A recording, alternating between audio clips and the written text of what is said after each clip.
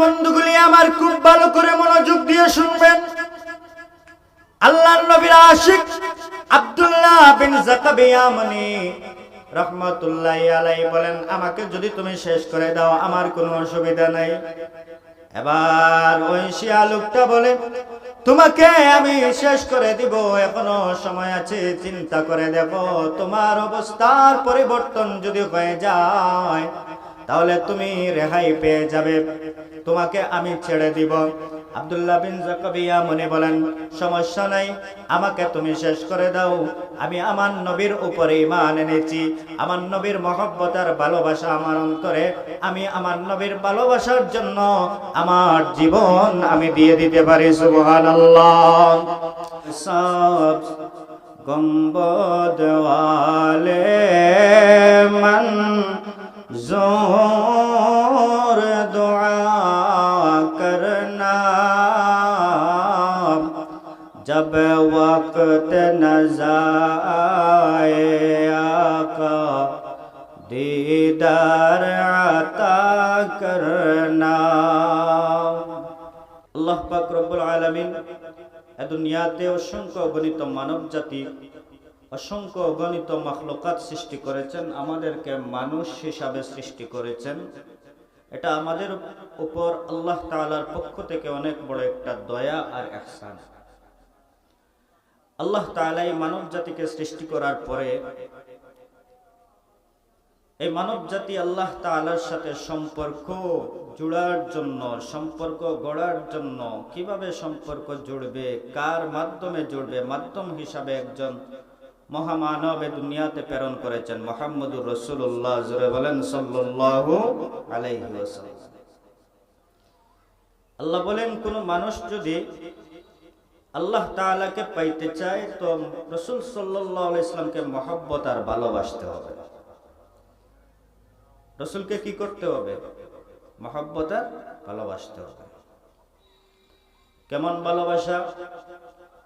রাসূল বলেন, লা ইউমিনু আহাদুকুম হাত্তা আকুনা আহাব্বা ইলাইহি মিন ওয়ালিদিহি ওয়া ওয়ালাদিহি ওয়ান নাসি আজমাইন। নবীজি বলেন, কোন মানুষ তত সময় পর্যন্ত পরিপূর্ণ মুমিন হতে পারবে না যত সময় পর্যন্ত তার দিলের ভিতরে নিজের সন্তানের চাইতে, নিজের মা বাবার চাইতে, নিজের স্ত্রীর চাইতে, পরিবারের চাইতে, দুনিয়ার চাইতে ভালোবাসা বেশি না হবে, তত সময় পর্যন্ত ওই মানুষ প্রকৃত কি হতে পারবে না? মুমিন হতে পারবে না। অর্থাৎ আমার রসুলের ভালোবাসা আগে, রসুলের প্রেম আগে, রসুলের মহব্বত আগে। আমার রসুলকে আগে ভালোবাসতে হবে, এরপরে দুনিয়াবি সমস্ত কাজ। কি পরিমাণ ভালোবাসা?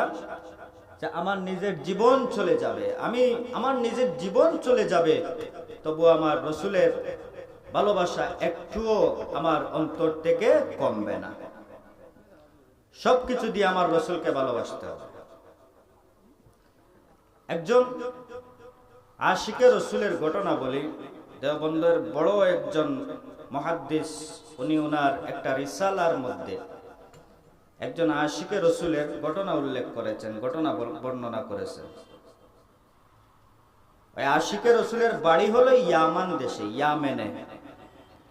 আশিকে রসুলের নাম হলো আব্দুল্লাহ বিন জাকাবি ইয়ামানি রহমতুল্লাহি আলাইহি।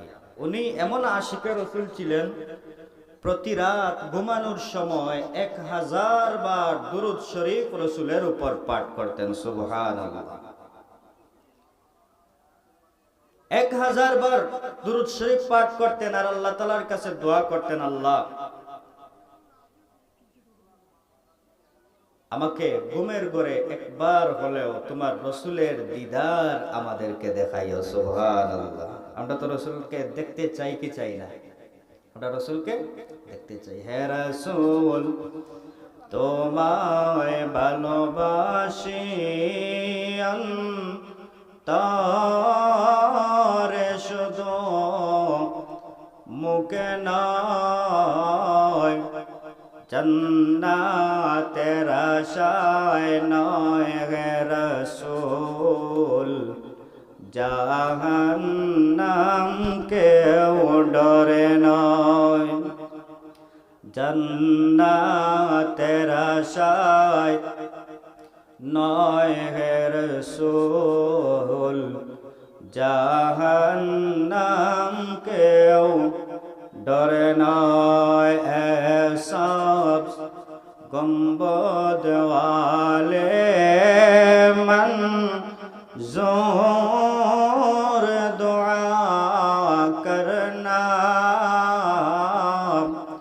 जब वक्त नज़ाए आका दीदार अता करना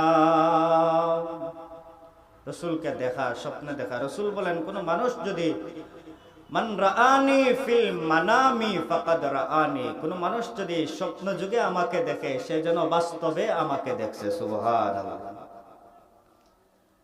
এবার রাসূলুল্লাহর আশিক আব্দুল্লাহ বিন যাকাব ইয়ামানি রাহমাতুল্লাহি আলাইহি সুদূর ইয়ামান দেশে বাড়ি কিন্তু নবীজির প্রেম তার অন্তরের ভিতরে ছিল প্রতিদিন রাত্রি বেলা ঘুমানোর সময় আল্লাহ তাআলার কাছে দোয়া করতেন আল্লাহ 1000 বার দুরূদ শরীফ পড়তেন আর দোয়া করতেন আল্লাহ আমাকে ঘুমের ঘরে যেন একটা বার হলেও তোমার রাসূলের দিদার আমাকে দিও সুবহানাল্লাহ ও মুসলমান প্রতিদিন এইভাবে আল্লাহর বান্দা নবীর আশিক নবীর প্রেমিক প্রতিদিন এইভাবে যখন আল্লাহ তাআলার কাছে দোয়া করেন আল্লাহ তাআলা ওনার দোয়া কবুল করেছেন কেমন কিভাবে দোয়া কবুল করেছেন আল্লাহর নবীর প্রেমিক আব্দুল্লাহ বিন যাকাব ইয়ামানি রাহমাতুল্লাহি আলাইহি হজের মধ্যে গিয়েছেন হজের কার্যক্রম শেষ হয়ে গেছে হজের কার্যক্রম শেষ হয়ে যাওয়ার পরে মদিনার দিকে গেছেন নবীর আশিক রাসূলুল্লাহ রওজা শরীফ যখন দেখছেন দেখার সাথে সাথে নিজেকে আর ধরে রাখতে পারে নাই ও মুসলমান বন্ধু আমার আল্লাহর নবীর আশিক রাসূলের রওজার পাশে দাঁড়াইয়া বৈশা এক চিমটি মাটি নিয়া ওই মাটির মধ্যে একবার চুমা দেন ওই মাটিটা একবার মুখের মধ্যে লাগান ওই মাটিটা একবার কপালের মধ্যে লাগান সুবহানাল্লাহ হ্যাঁ মুসলমান বন্ধুগুলি খুব ভালো করে শুনো নবীর একজন আশিকের কথা নবীর একজন আশিকের কথা কি পরিমাণে এশকার ভালোবাসা ছিল যেই মাত্র রাসূলুল্লাহর রওজার সামনে এমন দৃশ্য যখন ওনার দ্বারা হয়ে যায় পাশ থেকে একজন শিয়া ওই অবস্থাটা দেখার পরে আর সহ্য করতে পারে না ওই শিয়া মানুষটা রাসূলুল্লাহর ওই প্রেমিক আব্দুল্লাহ বিন যাকাব ইয়ামানির সামনে আসলো ও মুসলমান খুব ভালো করে শুনবেন আব্দুল্লাহ বিন যাকাব ইয়ামানির সামনে যখন আসলো সামনে আসার পরে ওই লোকটার সামনে এসে বলে তুমি তো দেখা যায় রাসূলুল্লাহর বড় আশিক সুবহানাল্লাহ বলেন তুমি রাসূলুল্লাহর বড় আশিক তোমার অবস্থায় বোঝা যায় তুমি রাসূলের বড় আশিক আমিও তোমার মতো একজন আশিক বাস্তবিক করতে ওই ব্যক্তিটা হচ্ছে শিয়া আর শিয়ারা রাসূলকে কোনো সময় শেষ নবী বলে মানে না নবী হিসাবে মানে না ও মুসলমান এবার বলে আমি হলাম তোমার মতো একজন রাসূলুল্লাহর আশিক তোমার এই অবস্থা দেখে আমার বড় ভালো লাগছে এক কাজ করো আজকে দুপুর বেলা তুমি আমার ঘরের মধ্যে দুপুরের খাবারটা খাইবা আমি তোমাকে দুপুরের খাবার খাওয়ার জন্য মেহমান হিসাবে দাওয়াত করলাম সুবহানাল্লাহ হে মুসলমান এই কথা বলার পরে আব্দুল্লাহ বিন যাকাব ইয়ামানি রাহমাতুল্লাহি আলাইহি মনে মনে ভাবলেন আমি তো এই জায়গায় যদি কোনো জায়গায় যাই তাহলে দুপুরের খাবার খাইতে হবে আর যদি ওই লোকটা আমাকে দাওয়াত করে তার ঘরের ভিতরে যদি গিয়ে আমি খাই মেহমান হিসাবে তাও মন্দ কি আমাকে খাওয়াইতে চায় আমি খাইলাম এই কথা চিন্তা করে আব্দুল্লাহ বিন যাকাব ইয়ামানি রাহমাতুল্লাহি আলাইহি বললেন ঠিক আছে আমি তোমার ঘরের মধ্যে দুপুরের খাবার খাবো ও নবীর আশিকের দল খুব ভালো করে শুনেন খুব ভালো করে শুনেন খুব ভালো করে মনোযোগ দিয়ে শুনবেন রাসূলের আশিক কেমন ছিলেন আব্দুল্লাহ বিন জাকারিয়া মনি রহমাতুল্লাহি আলাইহি দুপুরের বেলা ওই মানুষটার ঘরের ভিতরে যখন দাওয়াত খাইতে গেছেন, ও মুসলমান, দুপুরের সময় ওই মানুষের ঘরের ভিতরে যাওয়ার পরে এবার আব্দুল্লাহ বিন জাকারিয়া মনিকে একটা ঘরের ভিতরে ঢুকাইয়া ওই লোকটা বলে, আল্লাহর বান্দা, আল্লাহর ওলি, আপনি এই জায়গায় বসেন, আমি একটু আসি। আপনি এই ঘরের ভিতরে বসেন, আমি একটু আসি। ঘরের ভিতরে বসেন বইলা জেগেছে, আসি বলছে, কিন্তু এখন আর আয় না। আব্দুল্লাহ বিন জাকারিয়া মনি রহমাতুল্লাহি আলাইহি মনে মনে ভাবলেন, এত সময় হয়ে যায়, সময় পেরিয়ে যায়, এখন দেখা যায় আমাকে এই জায়গায় বসে কোন জায়গায় চলে গেছে, এখন দেখি সে আমার কাছে আসে না, আমার কাছে আসে না, কোন জায়গায় এসে গেল। এবার আব্দুল্লাহ বিন জাকারিয়া মনি বলেন, একটু পরে আমি লক্ষ্য করে দেখি ওই লোকটা আমার সামনে এসে হাজির হয়ে যায়, সামনে হাজির। তবে ওই লোকটার অবস্থা সম্পূর্ণ পরিবর্তন হয়ে গেছে। আগে আমাকে বলেছে সে তার ঘরের ভিতরে আমাকে দাওয়াত খাওয়াবে, দাওয়াত করে নিয়ে এসেছে, কিন্তু এখন তার ঘরের ভিতরে আসার পরে দেখি তার অবস্থা একেবারে পরিবর্তন। কেমন পরিবর্তন জানেননি? আব্দুল্লাহ বিন জাকারিয়া মনি বলেন, আমি চেয়ে দেখি তার হাতের মধ্যে বড় ধারালো অস্ত্র, তার সাঙ্গপাঙ্গ অনেককে সে নিয়ে এসেছে, ধারালো অস্ত্র আমার সামনে রুমের ভিতরে এসে হাজির হয়েছে। আমি তার এই অবস্থা দেখার পরে বললাম, আল্লাহর বান্দা, তুমি না বলেছিলে তোমার ঘরের ভিতরে আমার দাওয়াত, কিন্তু এখন দেখা যায় অবস্থা পুরা পরিবর্তন, বুঝলাম না ব্যাপার কি। এবার আব্দুল্লাহ বিন জাকারিয়া মনিকে বলে, ওই লোকটা, শিয়া লোকটা বলে, তুমি কি জানো না যার কবরের পাশে তুমি বৈশা এত আবেগ নিয়ে দুরূদ শরীফ পাঠ করছিলা, ওই নবীর উপর থেকে তোমার ঈমান সরাতে হবে, ভালোবাসা সরাতে হবে, না হয় তোমার অবস্থা এখন আর ঠিক থাকবে না, তোমাকে আমি হত্যা করে দিব, জান শেষ হয়ে যাবে। এবার আব্দুল্লাহ বিন জাকারিয়া মনি বলেন, সমস্যা নাই, দাওয়াত করে নিয়ে এসেছো, তুমি যদি আমার জীবন একেবারে শেষ করে দাও, আল্লাহর কসমকে বলি, যেই নবীর উপরে আমি ঈমান এনেছি, যেই নবীর ভালোবাসা আমার অন্তরের ভিতরে আছে, আমার জীবন চলে গেলেও একটা সেকেন্ডের জন্য ওই নবীর ভালোবাসা আমার অন্তর থেকে শেষ হবে না। সুবহানাল্লাহ। আব্দুল্লাহ বিন জাকারিয়া মনি বলেন, আমার জীবন যদি চলে যায়, এরপর আমি আমার রাসূলকে ভালোবাসছি, এই ভালোবাসা থেকে এক কদমও পিছিয়ে আসবো না। সুবহানাল্লাহি ওয়া বিহামদিহি। হে মুসলমান বন্ধুগুলি আমার, খুব ভালো করে মনোযোগ দিয়ে শুনবেন।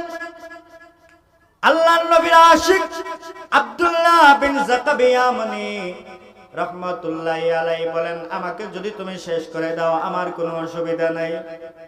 এবার ওই শিয়া লোকটা বলে, তোমাকে আমি শেষ করে দিব, এখনো সময় আছে, চিন্তা করে দেখো, তোমার অবস্থার পরিবর্তন যদি হয়ে যায় তাহলে তুমি রেহাই পেয়ে যাবে, তোমাকে আমি ছেড়ে দিব। আব্দুল্লাহ বিন জাকারিয়া মনি বলেন, সমস্যা নাই, আমাকে তুমি শেষ করে দাও, আমি আমার নবীর উপরে ঈমান এনেছি, আমার নবীর মহব্বত আর ভালোবাসা আমার অন্তরে, আমি আমার নবীর ভালোবাসার জন্য আমার জীবন আমি দিয়ে দিতে পারি। সুবহানাল্লাহ। ও মুসলমান, খুব ভালো করে মনোযোগ দিয়ে শুনবেন। আব্দুল্লাহ বিন জাকারিয়া মনি রহমাতুল্লাহি আলাইহি যখন এই কথা বলেছেন, এই কথা বলার পরে ওই শিয়া লোকটা বলে, ওই শিয়া মানুষটা বলে, তাহলে এক কাজ করো, তার বন্ধু বান্ধব যারা সাথে ছিল এদেরকে বলে, তোমরা এক কাজ করো, আব্দুল্লাহ বিন জাকারিয়া মনিকে ধরো। কিভাবে ধরেছে? আব্দুল্লাহ বিন জাকারিয়া মনি নবীর আশিককে এমন ভাবে তারা ধরেছে, এমন ভাবে ধরেছে, চিৎ করে শুয়াইয়া মাথার দুই পাশে দুইটা ফোঁটা গাড়ছে, ফোঁটা গাড়ার পরে দুটো হাত সামনের দিকে নিয়ে আব্দুল্লাহ বিন জাকারিয়া মনির দুইটা হাত সামনের দিকে নিয়ে ওই ফোঁটার সাথে শক্ত করে বাঁধছে, ফোঁটার সাথে শক্ত করে বাঁধছে, ফোঁটার সাথে শক্ত করে বাঁধছে, হাত দুইটা টানাইয়া। এবার দেখা যায় এত জোরে টান মারছে, জোরে টান মারার কারণে আব্দুল্লাহ বিন জাকারিয়া মনির দুটো হাত মনে হয় যেন ছিঁড়ে যাবে। লাফ দিয়ে আব্দুল্লাহ বিন জাকারিয়া মনির বুকের উপরে ওই পাষণ্ডটা উঠছে, উঠার পরে জুড়ে একটা চাপ দিছে, চাপ দেওয়ার সাথে সাথে মনে হয় বুকের সবগুলা হাড় যেন টাস টাস করে একটার ভিতরে ঢুকে যাবে এমন অবস্থা। আব্দুল্লাহ বিন জাকাবিয়া মনির এমন অবস্থা যখন হয়ে যায়, বুকের ভিতরে প্রচন্ড চাপের কারণে জিহ্বাটা বাহির হয়ে আসে, জিহ্বাটা মুখ থেকে বাহির হয়ে আসে। ও মুসলমান বন্ধুরা রে আমার, জিহ্বাটা যেই মাত্র বের হয়ে এসেছে, আব্দুল্লাহ বিন জাকাবিয়া মনির ছোট্ট একটা আংটা নিয়ে জিহ্বার ভিতরে ঢুকাইয়া টান মেরে জিহ্বাটা বের করে দিয়ে ওই জিহ্বার মধ্যখানে দাঁড়ালো শ্রোতারা আব্দুল্লাহ বিন জাকাবি, নবীর আশিক, নবীর প্রেমিকের জিহ্বাটা তারা দ্বিখণ্ডিত করে হাতের মধ্যে ধরাইয়া দিয়া বলে, যাও যাও যাও, এখন মুহাম্মদের দরবারে যাও। যে মুহাম্মদের কবরের পাশে বৈশা দুরূদ শরীফ পড়ছিলা, তার সামনে যাও, তার কাছে যাও, গিয়ে বলো তোমার জিহ্বাটা ভালো করে দেওয়ার জন্য। ও মুসলমান, যেই মাত্র এই কথা বলে আব্দুল্লাহ বিন জাকাবিয়া মনির রহমতুল্লাহি আলাইহি, নবীর আশিক জিহ্বাটা নিয়া ঘর থেকে যখন বের হয়ে যায়, একে তো প্রচন্ড ব্যথা অনুভব হচ্ছে, জিহ্বা বে বে বে বে পানি পড়তেছে, রক্ত পড়তেছে, অসহনীয় যন্ত্রণা, রক্ত পড়তেছে, নিজের জামা পর্যন্ত ওই রক্তে ভিজে যাচ্ছে এমন অবস্থা যখন হয়ে যায়, শরীরটাও ক্লান্ত হয়ে যায়। আব্দুল্লাহ বিন জাকাবিয়া মনির রহমতুল্লাহ আলাইহি ওই জিহ্বাটা হাতে নিয়া রাসূলের রওজার দিকে যখন যায়, রাসূলের রওজা শরীফের সামনে আসছে, আসার পরে কেঁদে কেঁদে জিহ্বাটা হাতের মধ্যে নিয়া চোখ বেয়ে পানি পড়তেছে, কাঁদতেছে আর কাঁদতেছে, জিহ্বা থেকে রক্ত বন্ধ হয় না, আশিকে রাসূলের জিহ্বা থেকে রক্ত বন্ধ হয় না। মাটির একটা চাকা নিয়া, বালুর একটা চাকা নিয়া জিহ্বার মধ্যে ওই কাটা অংশের মধ্যে যখন ডিফা দিয়েছেন, ওই কাটা অংশের মধ্যে যখন উনি লাগাইছেন, মনে মনে ভাবছেন মনে হয় রক্ত বন্ধ হয়ে যাবে, কিন্তু রক্ত বন্ধ হয় না। ও মুসলমান, রক্ত বন্ধ হয় না এমন অবস্থা আব্দুল্লাহ বিন জাকাবিয়া মনির রহমতুল্লাহি আলাইহি অসহ্য যন্ত্রণা নিয়ে রাসূলুল্লাহর রওজার পাশে যখন বসছেন, হঠাৎ করে আল্লাহ রাব্বুল আলামিন আব্দুল্লাহ বিন জাকাবিয়া মনির ঘুমের চোখের মধ্যে তন্দ্রা এনে দিলেন, ঘুম লেগে যায়, ঘুম লাগতে দেরি হয়। আব্দুল্লাহ বিন জাকাবিয়া মনির দেখেন, আব্দুল্লাহ বিন জাকাবিয়া মনির দেখেন রাসূলুল্লাহ সাল্লাল্লাহু আলাইহি ওয়াসাল্লাম ঘুমের ঘরে আব্দুল্লাহ বিন জাকাবিয়া মনির সামনে হাজির। সুবহানাল্লাহ, ঘুমের ঘরে হাজির। মুসলমান, ঘুমের ঘরে যেই মাত্র হাজির হয়ে যান, আব্দুল্লাহ বিন জাকাবিয়া মনির রহমতুল্লাহ আলাইহি রাসূলকে দেখার পরে হাউমাউ করে কাঁদা শুরু করে দিয়েছেন। মুসলমান বন্ধুগুলি আমার, যেই মাত্র হাউমাউ করে কান্না শুরু করে দিয়েছেন আব্দুল্লাহ বিন জাকাবির এমন অবস্থা দেখার পরে রাসূল বলেন, ও আব্দুল্লাহ বিন জাকাবিয়া মনির, তোমার কি হয়েছে? তুমি আমার কাছে আসো, আমার বুকের মধ্যে আসো। আব্দুল্লাহ বিন জাকাবিয়া মনির রহমাতুল্লাহি আলাইহি রাসূলুল্লাহর বুকের মধ্যে যখন গেছেন, যাওয়ার পরে রাসূলুল্লাহকে কেঁদে কেঁদে বলেন, ইয়া রাসূলুল্লাহ, ইয়া হাবিবাল্লাহ, আপনার উপর দরুদ পাঠ করার কারণে, আপনার রওজার পাশে বৈশা কান্না করার কারণে আপনার একজন দুশমন আমার জিহ্বাটা কেটে আমার হাতের ভিতরে দৌড়াইয়া দিয়েছে, আর বলে তোমার মুহাম্মদকে গিয়ে বলো তোমার জিহ্বাটা জোড়া লাগাইয়া দেওয়ার জন্য। ইয়া রাসূলুল্লাহ, ইয়া হাবিবাল্লাহ, এই যে দেখেন অসহনীয় যন্ত্রণা নিয়ে আপনার সামনে হাজির। ইয়া রাসূলুল্লাহ, ইয়া হাবিবাল্লাহ, আমি তো সহ্য করতে পারি না, আমার তো সহ্য হয় না। আল্লাহর রাসূল বলেন, রে ইয়া মনি, তোমার জিহ্বাটা আমার হাতের মধ্যে দাও। আব্দুল্লাহ বিন জাকাবিয়া মনির রহমাতুল্লাহ আলাইহি জিহ্বাটা যেই মাত্র রাসূলুল্লাহর হাতের মধ্যে দিয়েছেন, রাসূলুল্লাহর হাতের মধ্যে দেওয়ার পরে রাসূলুল্লাহ নিজের জবান থেকে থুথু মুবারক বের করে ওই জিহ্বার মধ্যে লাগাইয়া জিহ্বাটা আবার ওই আগের গুড়ার মধ্যে যখন লাগাইয়া দিয়েছেন, এমন ভাবে আল্লাহ তাআলা কুদরতি ভাবে ওই জিহ্বাটা আবার জোড়া লাগাইয়া দিয়েছেন। আব্দুল্লাহ বিন যাকারিয়া মনি রহমাতুল্লাহি আলাইহি বলেন, আমি তাকায়া দেখি, ঘুম ভেঙে যাওয়ার পরে আমি তাকায়া দেখি আমার জিহ্বাটা আগের চাইতে আরো ভালোভাবে সুন্দরভাবে আমার মুখের মধ্যে ফিটিং হয়ে আছে। সুবহানাল্লাহ। নবীর প্রেম ভালোবাসা, ওই নবীর কি প্রেম। রাসূলুল্লাহ আব্দুল্লাহ বিন যাকারিয়া মনির জিহ্বার মধ্যে থুতু লাগাইয়া কি করছেন, আগের মতো আবার লাগাইয়া দিবেন। দেখা যায় জিহ্বাটা পুরা জোড়া লেগে গেছে কুদরতি ভাবে, কাকতালীয় ভাবে। তাদেরকে বলা হয় রাসূলুল্লাহর আশিক। সুবহানাল্লাহ। রাসূলুল্লাহর প্রেম আমাদের অন্তরে, রাসূলুল্লাহর প্রেম জাগানোর দরকার আছে না নাই? জোরে বলেন না, আছে না নাই? নবীর প্রেমিকেরা দিশেহারা মরণের ভয় করে না, প্রেম তো মরে না। নবীর প্রেমিকেরা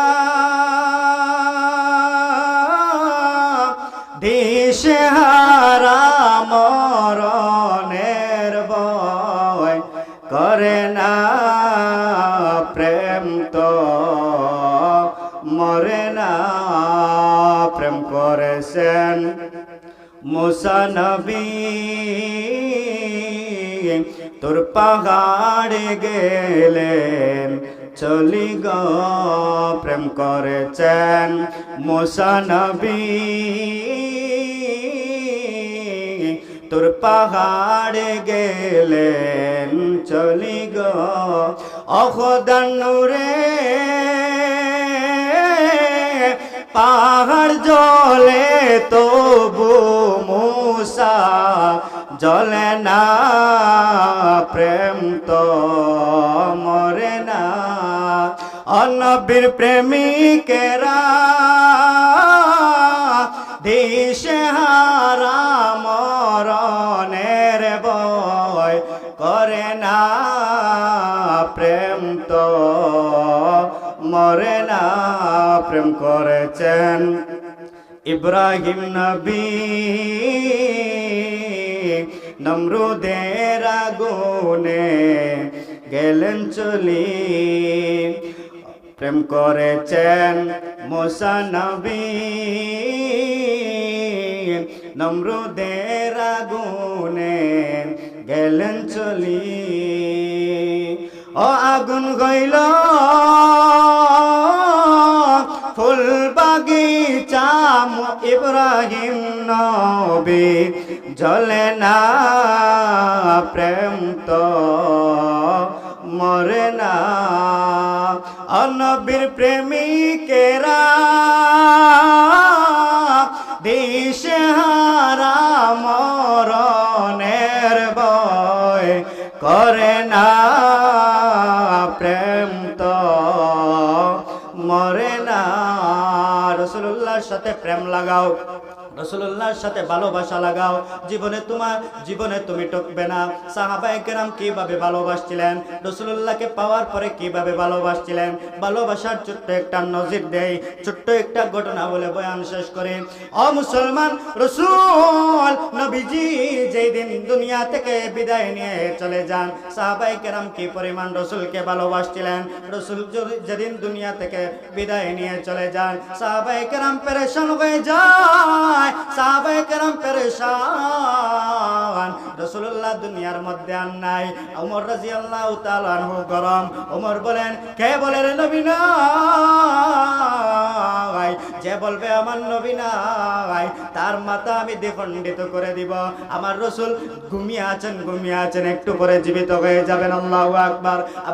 আবু বকর বলেন, হাউমাউ করে কাঁদেন। কত নরম সাহাবী। আবু বকর বলেন, আমার নবী দুনিয়া থেকে চলে যেতে পারেন না, দুনিয়া থেকে চলে যেতে পারেন না। যে বলবেন নবী নাই, তা আমি মেনে নিতে পারি না, তা আমরা মেনে নিতে পারবো না। ও মুসলমান, রাসূলুল্লাহর সাহাবায়ে কেরাম আল্লাহর নবীর সাহাবায়ে কেরাম রাসূলুল্লাহকে এই পরিমাণ মহব্বত করেছেন, নবীজির বিয়োগ বেদনা পর্যন্ত তারা সহ্য করতে পারে না, বুক ফেটে হাউমাউ হাউমাউ করে কান্না শুরু করে দিয়েছেন। আমার রাসূল দুনিয়াতে নাই এই কথা আমরা মানতে পারি না। কেন মানতে পারি না? রাসূলুল্লাহকে আমরা মহব্বত করি, রাসূলুল্লাহকে আমরা ভালোবাসি, নবীজির প্রেম আমাদের অন্তরে আছে। এই জন্য আল্লাহ বলেন, কুল ইন কুনতুম তুহিব্বুনাল্লাহ ফাত্তাবিউনি ইউহিব্বুকুমুল্লাহ।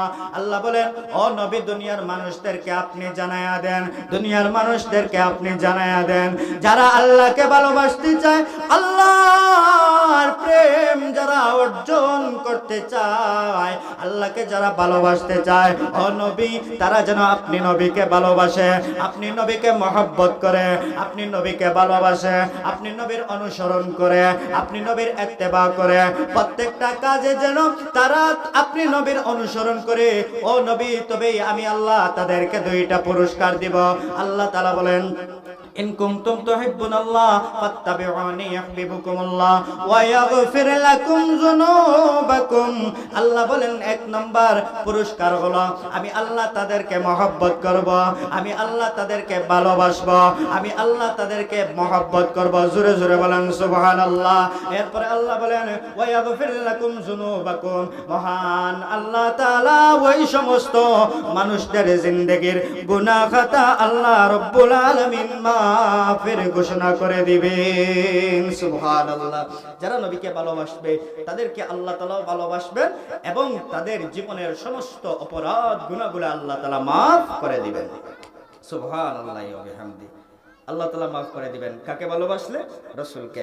এবার প্রশ্ন হলো, রাসূলকে কিভাবে ভালোবাসবো? বলে রাসূলের সুন্নাত মানো, ইত্তেবা করো, রাসূলের সুন্নাত মানো। তোমার ব্যক্তি জীবন, তোমার পারিবারিক জীবন, তোমার রাষ্ট্রীয় জীবন, তোমার সামাজিক জীবন, সব জায়গায় যদি রাসূলুল্লাহর সুন্নাত তুমি মানতে পারো, সব জায়গায় যদি রাসূলুল্লাহর আদর্শ যদি বাস্তবায়ন করতে পারো, তবেই তুমি রাসূলুল্লাহকে ভালোবাসতে পারবে বা ভালোবাসার প্রমাণ হবে। আর যদি রাসূলুল্লাহর সুন্নাত মানো না, রাসূলের নবীজির আদর্শ মানো না, নবীজির ইত্তেবা করো না, আর মুখ দিয়ে যদি বলো রাসূলুল্লাহকে মানি, তো এটার নাম মানা নয়। এটার নাম কি নয়? মানা নয়। আমি রাসূলুল্লাহকে মানি মানে আমার মাথা থেকে নিয়ে পা পর্যন্ত, আমার পরিবার, আমার সমাজ, আমার সব জায়গায় রাসূলুল্লাহর আদর্শ থাকতে হবে। আর না হয় রাসূলুল্লাহর ভালোবাসা পাওয়া সম্ভব নয়। এই জন্য আল্লাহ রাব্বুল আলামিন বলেন, রাসূলুল্লাহকে ভালোবাসলে আল্লাহকে ভালোবাসা হবে। আর যেই মানুষটা আল্লাহকে ভালোবাসলো, আল্লাহ রাব্বুল আলামিনও ওই মানুষটাকে ভালোবাসবেন, ওই মানুষটাকে মহব্বত করবেন। আর যেই মানুষটাকে আল্লাহ মহব্বত করবেন, আল্লাহ ভালোবাসবেন, ওই মানুষের দুনিয়া আখিরাতে কোনো চিন্তা নাই। এ কারণে মুহতারাম হাজিরিন, সামনে একটু পরে যে রাত শুরু হবে, আল্লাহ তাআলা আমাদেরকে ক্ষমা করে দিবেন। বিশেষ করে রাসূলুল্লাহর উম্মতদেরকে তো অনেক অফার আল্লাহ তাআলা দিয়েছেন, যে অফারের কি নাই, কোনো শেষ নাই। নবী করিম সাল্লাল্লাহু আলাইহি ওয়াসাল্লামের উম্মতদেরকে আল্লাহ তাআলা যেই পরিমাণ অফার দিয়েছেন, যেই পরিমাণ ডিসকাউন্টের অফার দিয়েছেন, এই অফারগুলা অন্য কোনো নবীকে দেওয়া হয় নাই, অন্য কোনো রাসূলের উম্মতদেরকেও কি করা হয় নাই, দেওয়া হয় নাই। পূর্ববর্তী নবীর উম্মতরা 1000 বছর বাঁচছে, লম্বা সময়, লম্বা হায়াত, কিন্তু ওই পূর্ববর্তী নবীদের চাইতে আল্লাহ তাআলা উম্মতে মুহাম্মদীকে অল্প হায়াত দিবেন। অল্প হায়াতের ভিতরে আল্লাহ তাআলা এমন কিছু অফার দিয়েছেন, যে অফারগুলা গ্রহণ করার কারণে আল্লাহ তাআলা অল্প সময়ে পূর্ববর্তী নবী রাসূলদের উম্মত, নবী রাসূলদের উম্মতের চাইতে আল্লাহ তাআলা শ্রেষ্ঠত্ব আর মর্যাদাশীল বানায়া দিবেন। সুবহানাল্লাহ। শবে কদর, রমজান মাস, প্রত্যেকটা পরতে পরতে আমাদের জন্য অফার আর অফার যদি আমরা গ্রহণ করতে পারি, কিন্তু আমরা এই অফারগুলো গ্রহণ করি না। দুনিয়াবি অফার, সিম কোম্পানির অফার গ্রহণ, সিম কোম্পানির অফার যদি আমাদেরকে দেয়, সেটা আমরা খুব সহজে গ্রহণ করে নিই। কারণ বাঙালি যেটা সামনে দেখে সেটা গ্রহণ করে, সেটার প্রতি বিশ্বাস স্থাপন করে। কিন্তু আখিরাতের ব্যাপারে অফার আল্লাহ তাআলা দিয়েছেন। এই যে সামনে রাত আসতেছে, এই রাতের কতটুকু গুরুত্ব, লাইলাতুন নিসফি মিন শাবান, শাবানের মধ্য রজনীর রাত, যে রাত সম্পর্কে রাসূল বলেন, এই রাতে আল্লাহ তাআলা প্রথম আকাশে অবতরণ করেন আল্লাহর অস্তিত্ব, আর ঘোষণা করেন আলা মিন মুস্তাগফিরিন ফাগফির আলা, আলা মিন মুস্তারজিকিন ফারজুক আলা। আল্লাহ বলেন আসনি কোনো গুনাহগার আমার কাছে চাও। আল্লাহ কি বলেন? আসনি কোনো গুনাহগার? তোমার গুনাহ অনেক হয়ে গেছে, পাহাড় সমপরিমাণ গুনাহে তোমার সবকিছু অন্ধকার দেখতেছো। এমন অবস্থায় আছনি তোমার গুনাহ ক্ষমা করানোওয়ালা কেউ আমার কাছে চাও, আমি আল্লাহ তোমাকে আজকে মাফ করে দিব।